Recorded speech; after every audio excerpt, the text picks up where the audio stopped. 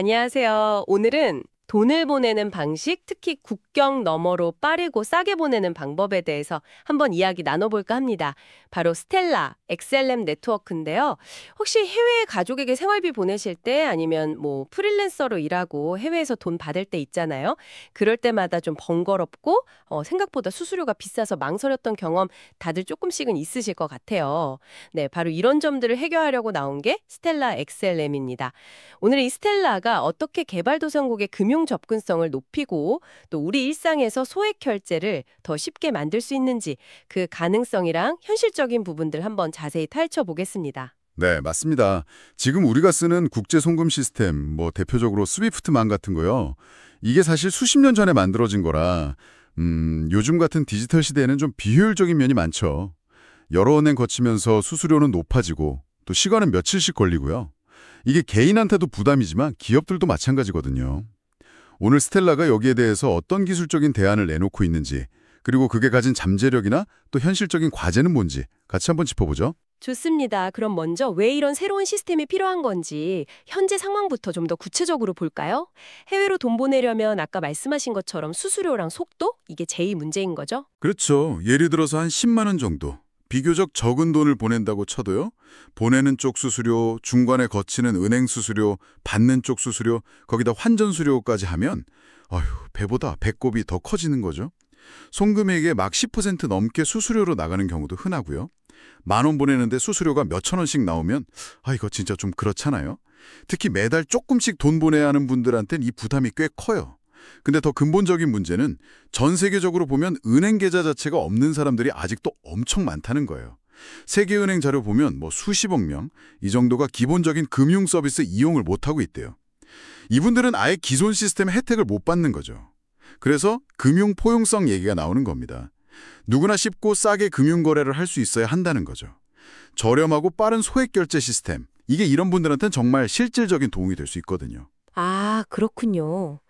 단순한 불편함의 문제가 아니라 아예 금융 시스템 접근조차 어려운 분들에게 새로운 길을 열어줄 수 있다는 점에서 스텔라의 의미가 더 크게 다가오네요. 그럼 이제 본격적으로 스텔라, XLM 얘기를 해볼까요? 이런 문제들을 해결하려고 나왔다고 하셨는데 이게 리플에서 나왔지만 좀 방향이 다르다고 들었어요. 구체적으로 어떤 목표를 가지고 있나요? 네, 스텔라는 2014년에 그 제드 맥켈럽이 공동 창립한 스텔라 개발재단, SDF라는 비영리 재단에서 운영하고 있어요. 목표는 아주 명확합니다. 모든 사람에게 공평한 금융 접근성을 주자. 그러니까 은행 서비스 이용이 어려운 개인들, 특히 개발도상국 사람들도 포함해서요. 누구나 쉽고 저렴하게 전 세계 어디로든 돈을 보내고 받을 수 있는 그런 글로벌 금융망을 만들겠다는 거죠. 기존 시스템을 조금 고치는 게 아니라 아예 문턱 자체를 낮추려는 시도예요. 모든 사람에게 공평한 금융 접근성. 정말 중요한 목표네요. 근데 이게 기술적으로 어떻게 가능한 걸까요? 그 비싼 비용이랑 느린 속도를 해결하는 스텔라만의 특별한 기술, 그게 궁금해요. 스텔라 네트워크의 핵심에는 이제 분산 원장 기술, DLT라고 하죠. 그리고 스텔라 고유의 합의 알고리즘인 SCP, 스텔라 합의 프로토콜이 있어요. 우리가 흔히 아는 비트코인 같은 작업 증명 방식은 에너지를 엄청 쓰는 채굴을 하잖아요. 근데 SCP는 좀 달라요. SCP 방식이요? 좀 더 설명해 주실 수 있을까요? 에너지를 그렇게 안 쓰고도 빠르고 안전하게 합의가 된다는 게 신기하네요. SCP는 연합 비잔틴 동의, FBA라는 개념에 기반하는데요. 쉽게 말하면 네트워크 참여자들이 각자 나는 얘네들을 믿으래 하고 정하는 거예요. 그걸 쿼럼 슬라이스라고 부르거든요. 이 믿는 관계들이 서로 겹치면서 전체 네트워크가 이 거래는 진짜구나 하고 합의에 이르는 방식이죠. 복잡한 수학 문제 푸는 대신에요. 그러니까 미리 정해진 신뢰관계를 통해서 빠르고 효율적으로 합의하는 거예요. 컴퓨팅 파워나 에너지가 거의 필요 없으면서도 거래는 안전하게 기록되고요. 물론 누가 누굴 믿을지 잘 정해야 한다는 전제는 있지만 결과적으로 거래 처리 속도가 엄청 빨라져요. 신뢰 기반의 합의 방식이라 흥미롭네요. 에너지 효율적이면서 빠르다니 장점이 확 느껴지는데요. 그럼 제일 궁금한 거요. 그래서 수수료는 얼마나 싸고 속도는 얼마나 빠른 건가요? 비용부터 말씀드리면 이게 스텔라의 가장 파격적인 장점 중 하나인데요. 기본 수수료가 0.0001 XLM 이렇게 딱 고정되어 있어요. 지금 XLM 가격 생각하면 이게 뭐 미국 돈 1센트는커녕 우리 돈으로 쳐도 1원도 안 되는 거의 뭐 없다고 봐도 되는 수준이죠. 보내는 돈 액수랑 상관없이요. 네, 이번 미련이요. 와, 이건 뭐 거의 수수료가 없는 거나 마찬가지네요. 커피는 고사하고 껌 한 통값도 안 되는 돈으로 해외 송금이 된다니. 야, 이건 진짜 게임 체인저인데요. 그럼 속도는요? 며칠씩 기다릴 필요 없는 거죠? 네, 속도도 정말 빠릅니다. 보통 거래가 딱 제출되고 나서 최종 확정까지 한 3초에서 5초 그 정도밖에 안 걸려요. 중요한 건 그냥 전송만 빠른 게 아니라 거래가 완전히 검증되고 기록돼서 되돌릴 수 없는 상태, 최종성을 갖는 데까지 걸리는 시간이 그 정도라는 거예요. 그러니까 돈 받는 사람은 거의 실시간으로 돈 들어온 거 확인하고 바로 쓸 수 있다는 거죠.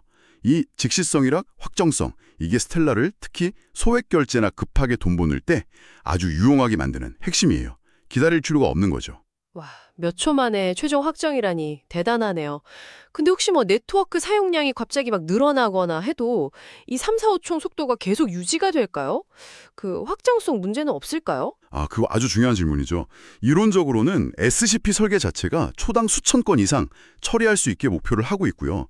스텔라 측에서도 계속 성능 기손을 하고 있어요. 근데 뭐 모든 블록체인이 그렇듯이 갑자기 트래픽이 폭증하는 극단적인 상황에서는 성능 저하 가능성이 아예 없다고는 말 못하죠. 스텔라도 예전에 잠깐 불안정했던 적이 있긴 했고요. 그래서 계속 기술 개발하고 모니터링하면서 안정성, 확장성 확보하는 게 중요 과제긴 해요.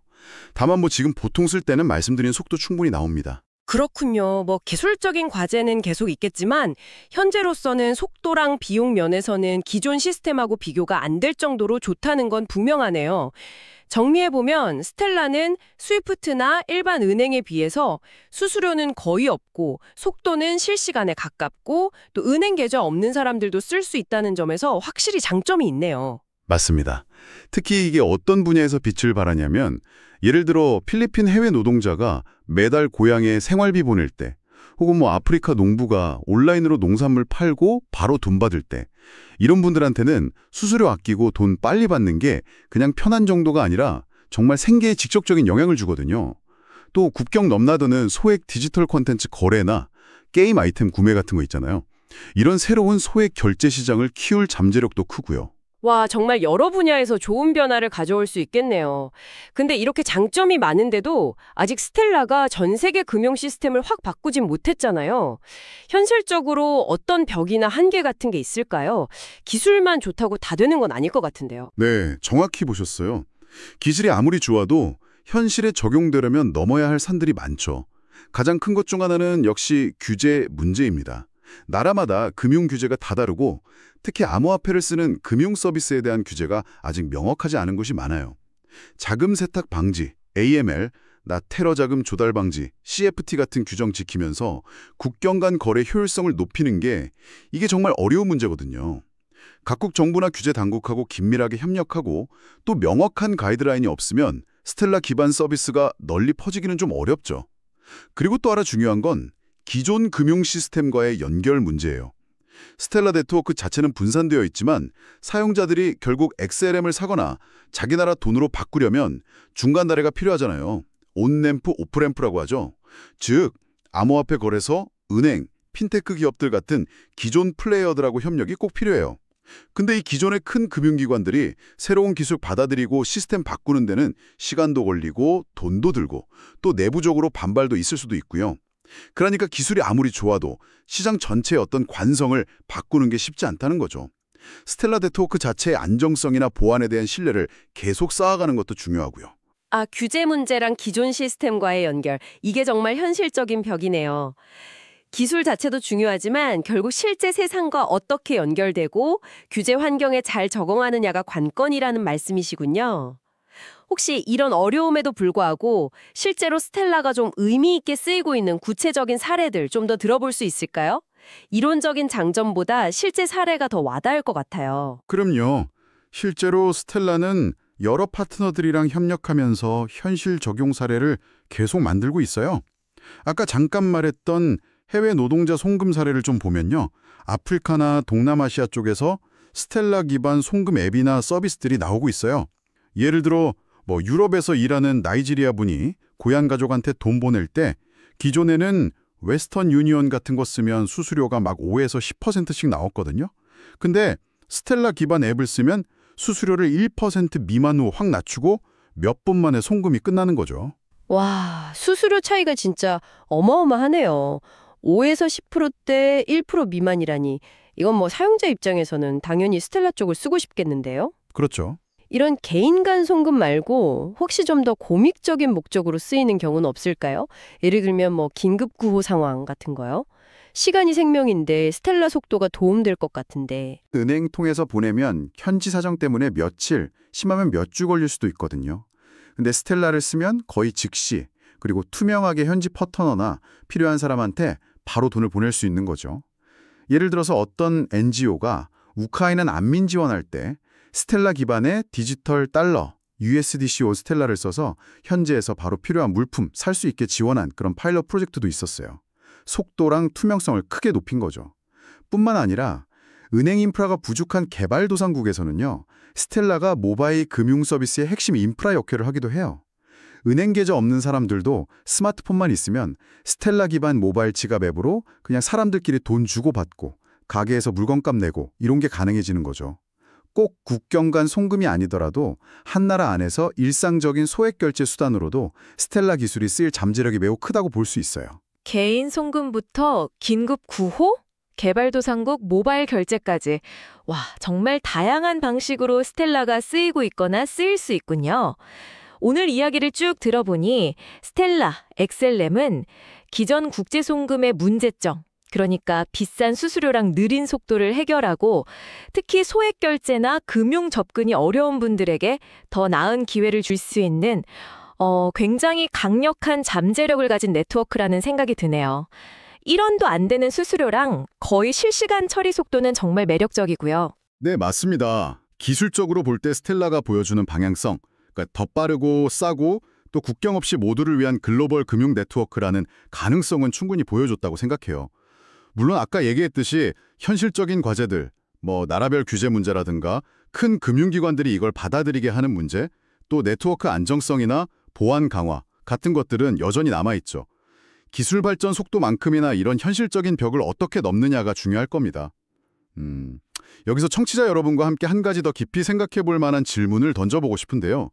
스텔라 같은 이런 탈중앙화된 금융 네트워크가 앞으로 기존의 중앙화된 금융 시스템하고 어떤 관계를 맺게 될까요?